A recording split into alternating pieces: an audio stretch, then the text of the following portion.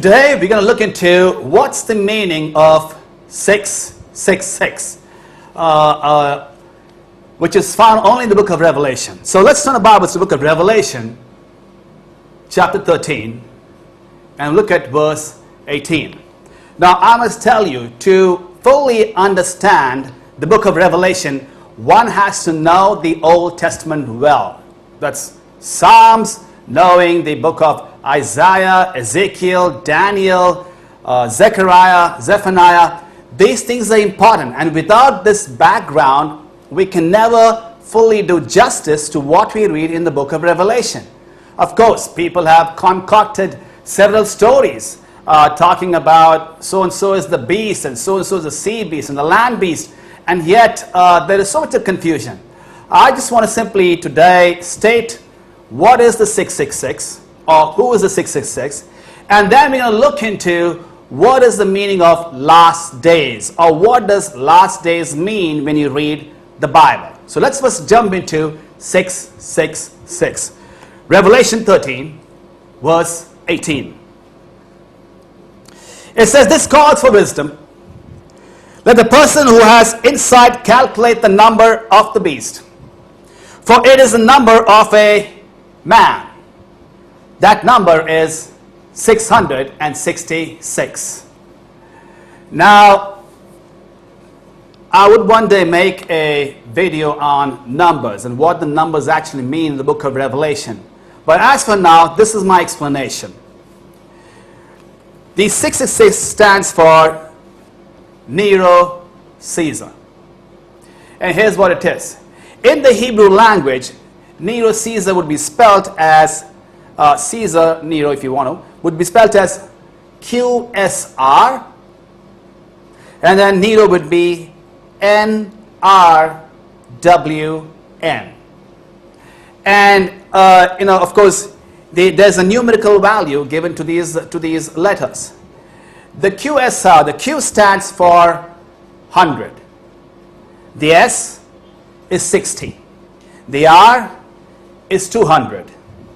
Then for Nero, NRWN, it would be, again, N is 50, R would be 200, W is 6, and then N is 50. Now if you add them up, it adds to 666. Now the Bible clearly says over here, it's a man. Okay, and it says it calls for wisdom, for the number is that of a man, not a demon or a devil or a beast. It's a man.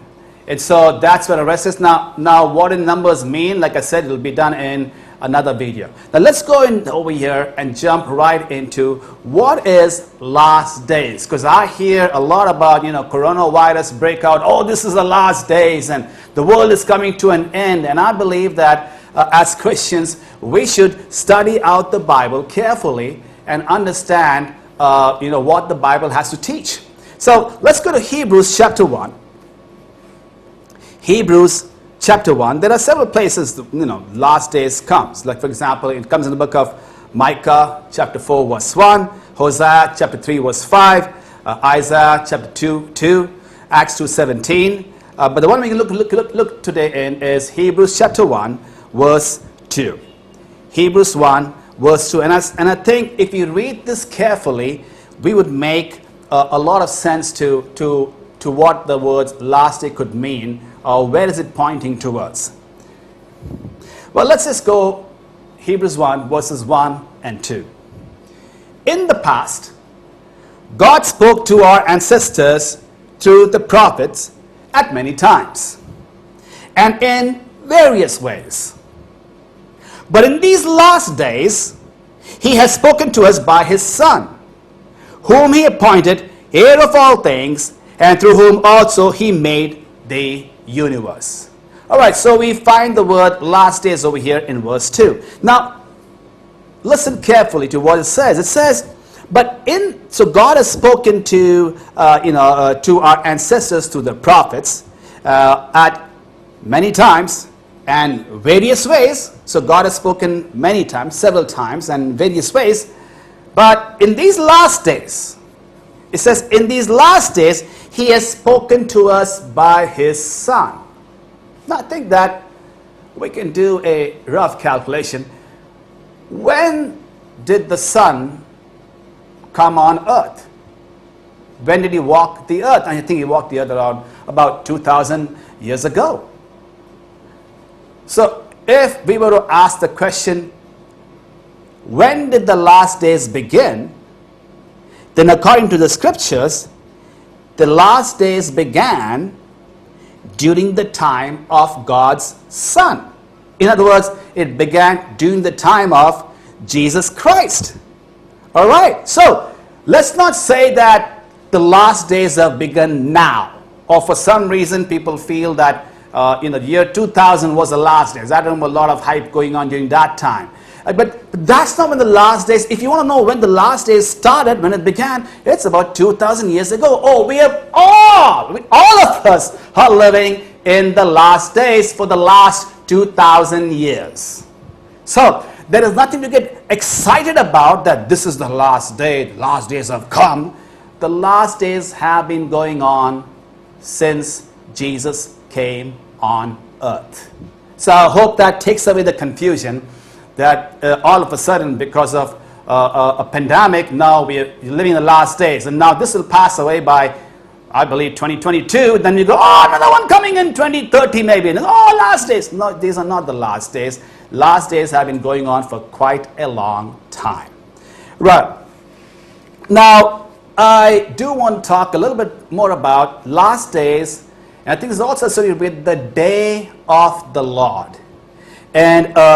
And I think many times the day of the Lord, they feel, is the time that God's going to come and everything's going to be swept away and gone. But I want us to get the right meaning or the right understanding of that phrase, the day of the Lord. So there are several examples in the Bible. You'll find it in Isaiah and many different chapters of Isaiah. But we will look at just one chapter, Isaiah chapter 13. So let's go to Isaiah 13. Isaiah 13. And I wanted to read 6, 9, and 13, just to get an idea of what's going on over here. 6, 9, and 13. 6 says, wail, for the day of the Lord is near. It will come like destruction from the Almighty.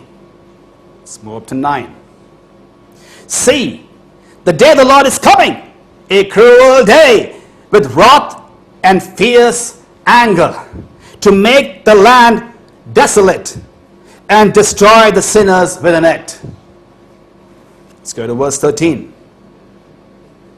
Therefore, I will make the heavens tremble, and the earth will shake from its place at the wrath of the Lord Almighty in the day of his burning anger. All right, so the day of the Lord.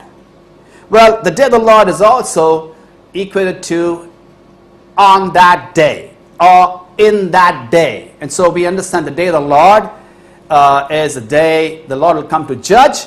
In that day is the day that we're going to have judgment. I think most of the people got this right. Day of the Lord in that day or on that day is a judgment day. But here's something to understand. When we read this, we go, oh, judgment is coming. But I think we should always look at the context to what is going on.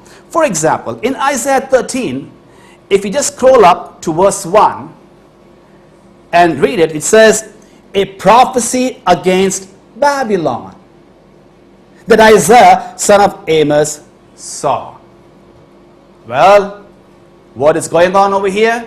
It's a prophecy against Babylon, against the king of Babylon. So, whose judgment is going to come?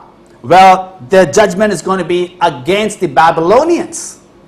All right? So, and God was talking over here saying that your day is going to come. Your day is coming. And in that day, Babylon is going to be judged. And I think it's very important to read the context and go, because in that day, on that day, the day of the Lord could not necessarily mean the final judgment of everything. When we read the Bible, the context points us to a direction and tells us, well, this day is actually for the Babylonians. Well, do we have any other examples in the Bible? Of course we have several examples in the Bible. Okay, now you can do a little research. Go to Isaiah 19 and you'll find again, the day of the Lord, in that day examples. You go to Isaiah 22, Isaiah 27. You find again in that day. But so how many times is God saying in that day? Well, every time God says it, it is for a different person. It's for a different empire. It's for a different kingdom. And the context describes us that for that kingdom, for that king, that's the end. I mean, his judgment is coming. God's going to come and judge that person. In other words, that kingdom or the king is going to be destroyed. So I hope you understand when we read on that day or in that day or the day of the Lord, I hope we come to a right conclusion by reading at the context whose end is coming. Let's go to Mark chapter 13. I think this is an interesting passage because many times when we read Mark chapter 13, it's an interesting read. When you read it, it seems as though Jesus is talking about the end. I mean, the final day of judgment. This is when everything is going to end.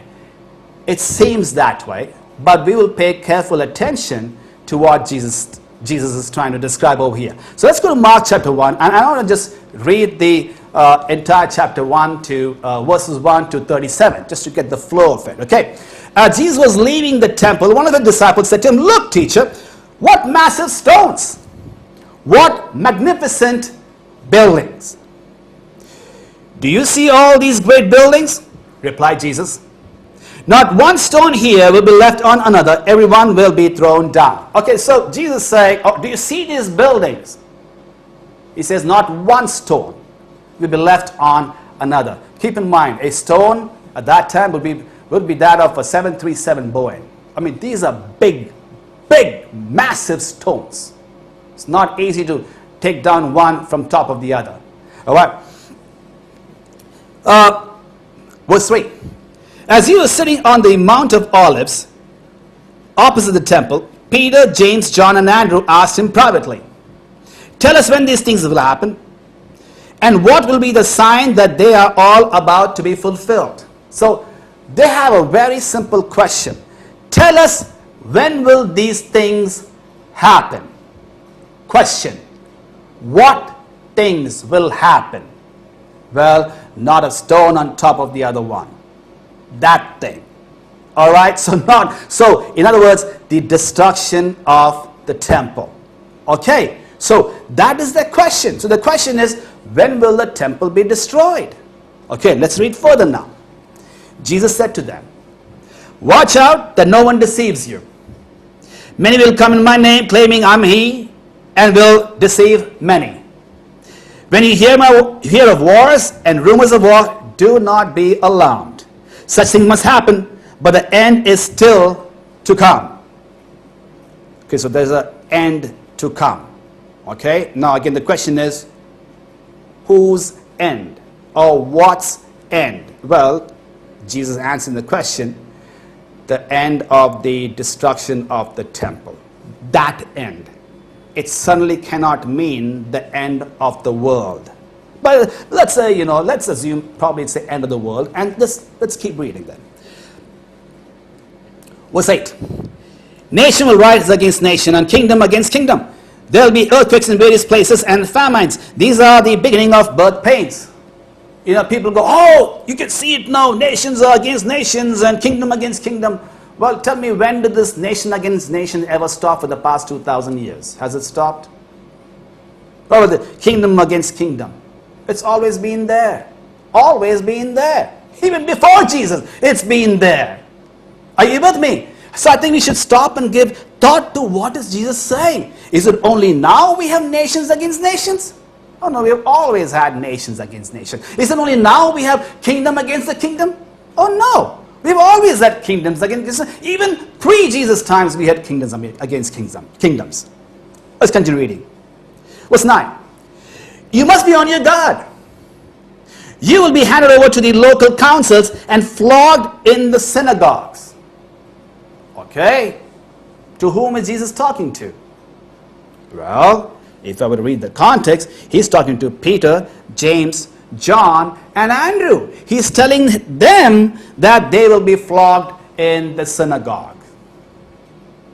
On account of me, you will stand before governors and kings as witnesses to them.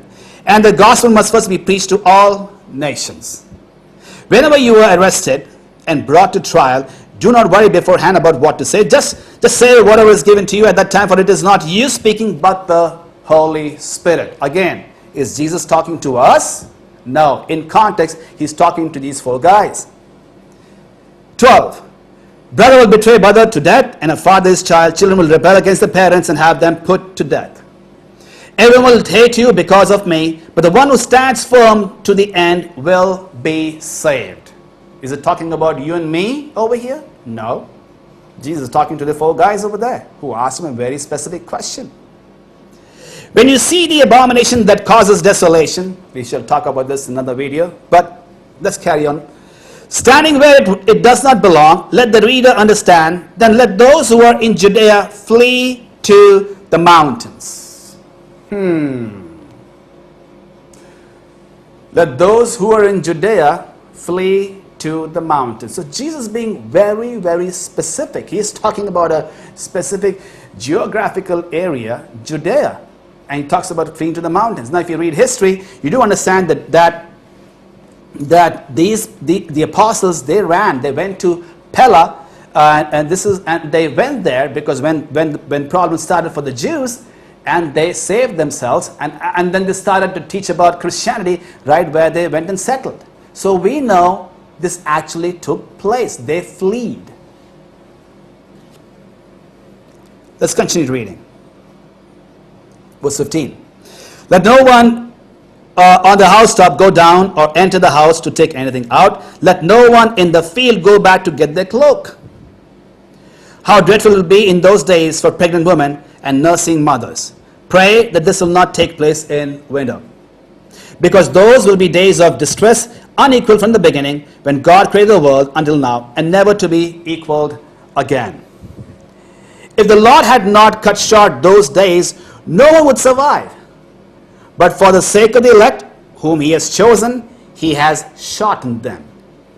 At that time, if anyone says to you, look, here is the Messiah, or look, there he is, do not believe it. For false messiahs and false prophets will appear and perform signs and wonders to deceive, if possible, even the elect. So be on your guard. I have told you everything ahead of time. Verse 24. But in those days, following the distress, the sun will be darkened, the moon will not give its light, the stars will fall from the sky, and the heavenly bodies will be shaken. At that time people will see the Son of Man coming in clouds with great power and glory, and he will send his angels and gather his elect from the 4 winds, and from the ends of the earth to the ends of the heaven. Now learn this lesson from the fig tree. As soon as its twigs get tender and the leaves come out, and know that summer is near, even so when you see these things happening, you know that it is near, right at the door. Verse 30, it is of interest for us. Let's pay attention.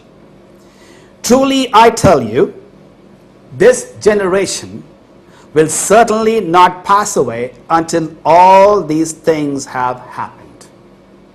Heaven and earth will pass away, but my words will never pass away. All right. Now Jesus is saying over here, now doesn't matter what we get out of all those, nation against nation, kingdoms against kingdom, the sun darkened, moon will not give its light. Okay, all of them have explanations. But no matter how we understand that, no matter how we go about it, we got to pause and at verse 30 and go, Jesus tells them, I tell you, this generation, a generation is about 40 years, this generation will certainly not pass away until all these things have happened. Until what things have happened? all that we have read from verses 1 all the way to verse 29. Wow. So what Jesus is saying is all these things have to take place in this generation, before this generation passes away. In other words, within 40 years of time. So, in other words, I believe that generation has passed away. Okay, we are like in 2020. Okay, so all of those generations are gone. So according to Jesus, and Jesus is not lying, can't be a liar, according to him, all these things has to have happened, should have taken place, should have, must have. Otherwise Jesus turns out to be a liar. Must have taken place. And I say it did take place. It must take place. Irrespective of whether we understand this passage correctly or not, these things had to have happened. Ought to have happened. It's done. It's over. Verse 30 says, heaven and earth will pass away, but my words will never pass away. So Jesus is very, very clear that these things have already happened. Okay, now of course many people think that this is the second coming, and I must say they are absolutely wrong. It cannot be the second coming. Just a side note, the first coming of Jesus, people had problem to understand that he was God. He had to do several signs and wonders to make people put faith in him that he is actually from God. Okay, the first coming was a big problem for people to digest and understand. Yeah, he's God. Even Peter betrayed him 3 times. Okay, the first coming is already confusion. And you telling me now Jesus is talking about the second coming? No, it's not. It's not about the second coming.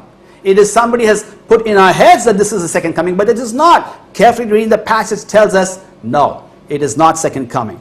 One of the things I want to just say a little bit, and of course we're going to have a part 2 of this, and that's for sure. But I just want to conclude. But I want to tell us and make us understand that when you hear things like the sun is darkened, the moon is darkened, does not give its light out, these are not just found in Matthew and Mark. No, sir. These are concepts that Jesus is using from the Old Testament. Let me give you an example. Isaiah chapter 13. Let's go to Isaiah chapter 13. In Isaiah 13, let's look at verse 10. The stars of heaven and the constellations will not show their light. The rising sun will be darkened, and the moon will not give its light. Oh, it's there in Isaiah chapter 13. And again, when you hear this, it is about God bringing people to a judgment. And like we already saw in Isaiah 13 before, that this is actually written to Babylon king. I mean the king of Babylon. That's what this is written to, and it's a word against him. Look into Nahum chapter 1. Nahum chapter 1. We read from verse 3 onwards. The Lord is slow to anger, but great in power. The Lord will not leave the guilty unpunished. His way is in the whirlwind and the storm, and the clouds are the dust of his feet. He rebukes the sea and dries it up. He makes all the rivers run dry. Bashan and Carmel wither, and the blossoms of Lebanon fade. The mountains quake before him, and the hills melt away. The earth trembles at his presence, the world and all who live in it. Who can withstand his indignation?